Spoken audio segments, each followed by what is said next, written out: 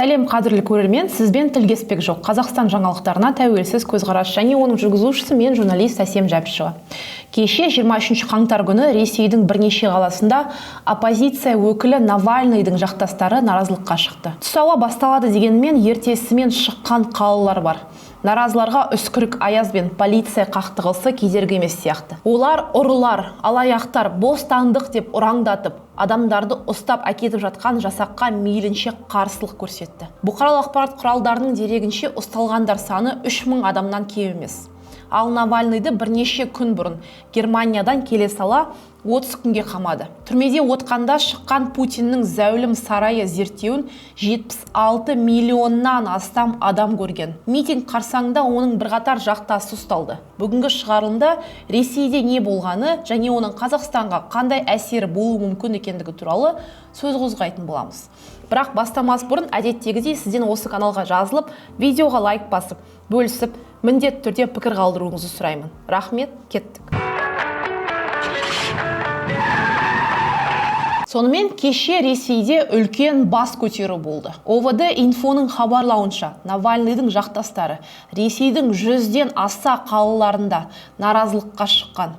Ресей бойынша наразылыққа шыққандардың саны нақты айту қиын. Reuters агенттігінің дерегінше тек Мәскеудің өзінде 40 мыңдай адам, сыбайлас жемқорлыққа қарсы күрес жалпы 50 мың адам деп, ал Ресейдің ішкі істер министрлігі бар болғаны 4 мыңдай адам шықты деп хабар берді.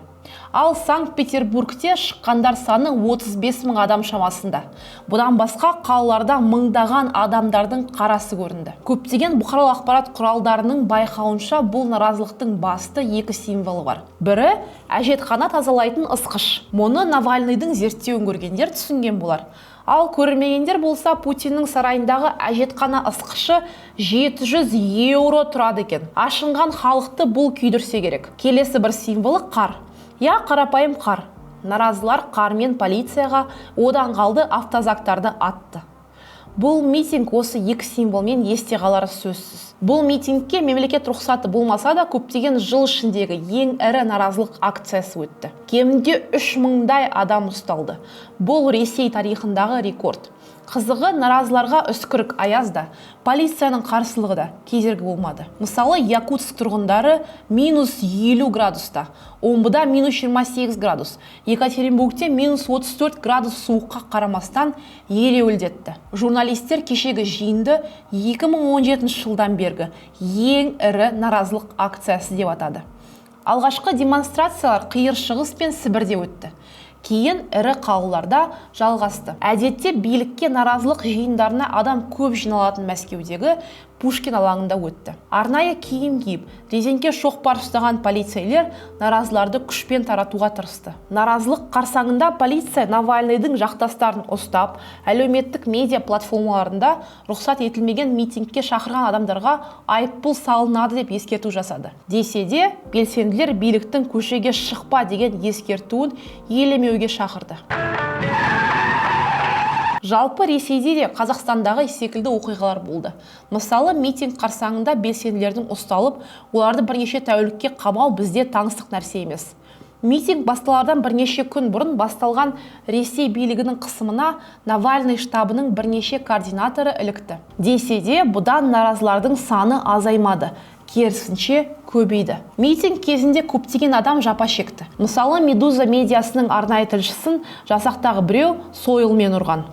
Дәл сол секілді Новая газета журналистінде сойылмен жыққан.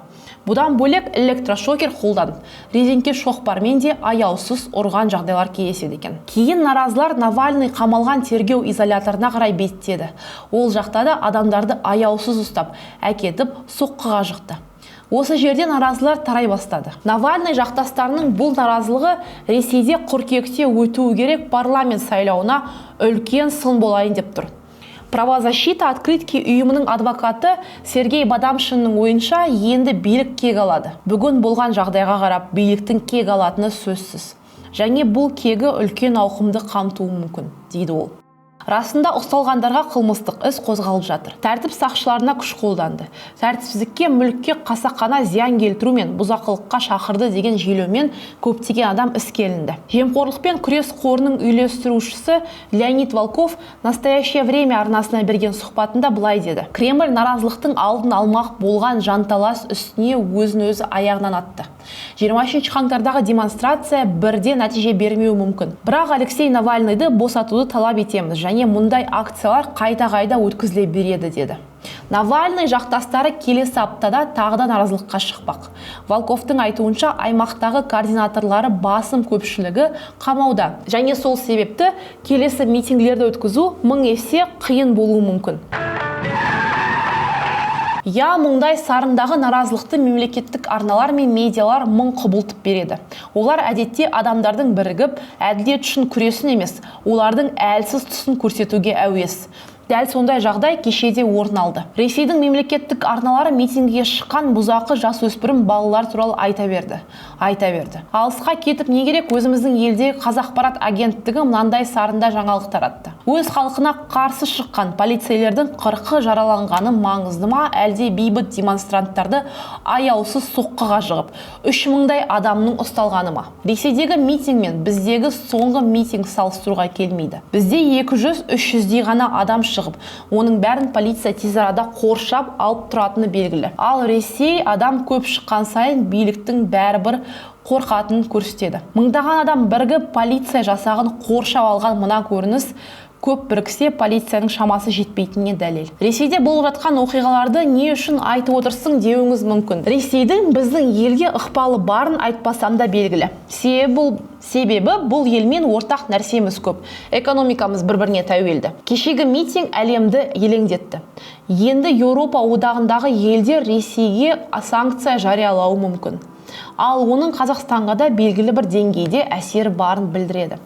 Сарапшы Лидия Пархомчик Тенгринюске берген сұхбатында былай деген еді: күн санап артып келе жатқан текетіреске толы риторика Ресей мен Еуропа арасындағы саяси және экономикалық ынтымақтастықты дамуын қиындатады. Ресей мен Еуропа одағы арасындағы байланыстың қиындауы Ресейдің жақын серіктестері, соның ішінде Қазақстан үшін қиынға соғады. Алайда Қазақстан жағы диалогты әрі қарай жалғастыру барысында болуы мүмкін жағымсыз салдарды болдырмау үшін жанжалдасушы екі тараппен де сенімді қарым-қатынас құрды, деді Пархомчик.